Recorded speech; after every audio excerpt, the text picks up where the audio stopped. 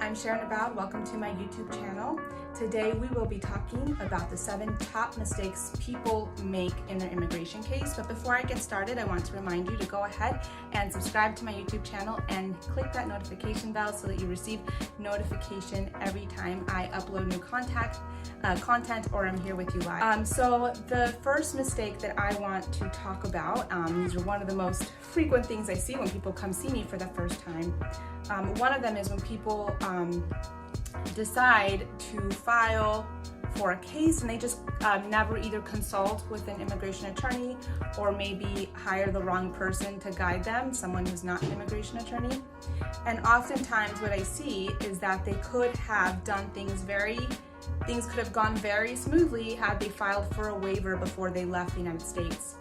And what ends up happening is that people go to their interviews abroad because immigration told them to, and then when they show up to their interview, they're told they have a 10-year bar for having been present in the US for more than 1 year without status, and then they have to either wait for, best case scenario, wait a few years for a waiver to be approved while abroad.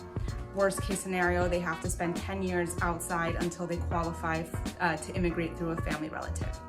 So don't do that. Please, please, please know what you know your path. Before you embark on your immigration journey, make sure you consult with an immigration attorney. We offer consultations, and if you would like to know which path is for you, I invite you to call us to schedule that initial appointment.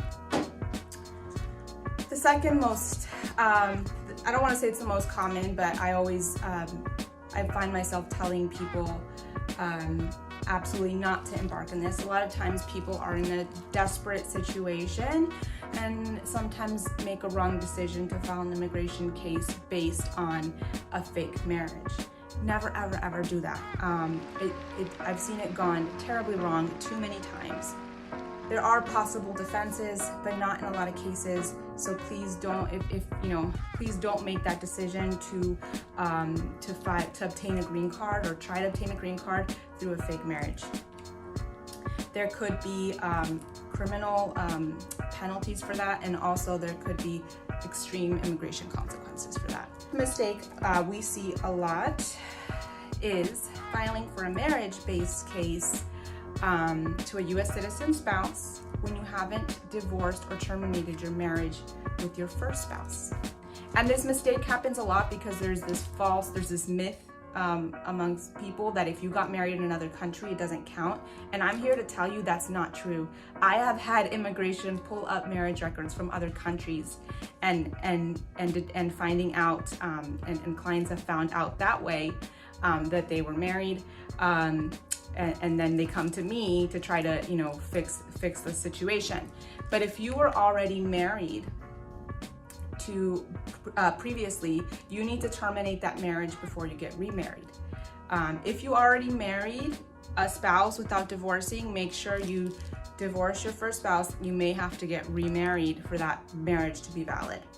The third mistake I want to talk about is when people file for adjustment of status and they don't qualify. Again, this is usually based on people not consulting with an immigration attorney before they start their case. If your case gets denied for the adjustment of status because you never even qualified and you could have known that from the beginning, there could be consequences. Your case could be potentially referred to an immigration judge and you could be facing deportation. Again, immigration law is not as easy as it looks. Please, please consult with an immigration attorney before you embark on your journey. The fifth common mistake that can have detrimental consequences is when people make a false claim to U.S. citizenship. Now, there are small exceptions, but claiming to be a U.S. citizen has some of the most severe consequences when it comes to immigration law. If you said you are a U.S. citizen in any way, the consequences are permanent. With very few exceptions, there is not much to be done there. You will not qualify to immigrate, again, with few exceptions. You don't want to be in always let your attorney know if this is what happened. You don't want immigration to find out. You want your attorney to be ahead of the game and to be able to know if you qualify in some other way. The sixth common mistake people make is when they think that if they're here, living here with a tourist visa, that as long as the tourist visa is valid, they're fine. And that's wrong. When you come in with a tourist visa, you are coming in with the intention to visit the United States. And when immigration finds that you actually came here with the intent to live here, there could be, immigration could interpret it as a type of fraud. So it could bring complications the day that you want to immigrate.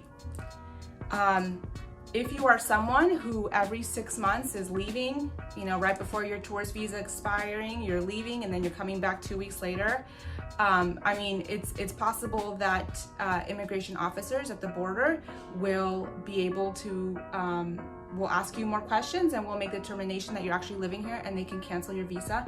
And and I'm going to say deportation for clarity purposes. It's actually something else, but it's like a deportation. Again, that can affect you in the future. If you are someone, and it could be even worse if you actually physically left the United States, went to the embassy abroad, applied for the visa. If you applied for a visa, you probably answered the question, do you intend to live in the US? And if you've already been living in the US, then you have to lie on that application for you to get that renewal. So if that happens, that's even worse. And a lot of people think that they're doing things right by doing it that way, but you're actually not if you are living here. If you entered one time as a tourist and then after you got here, you changed your mind and then later you marry a US citizen, that's okay. We can help you immigrate here in the US. But if you're someone that's going back and forth, immigration will question your intention every time you enter.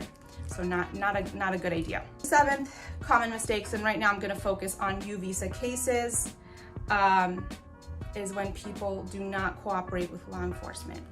And cooperating means showing up to court if they call you to court, going to the station if they call you, keeping the police updated with your contact information in the event that they don't need your help now but may need it later.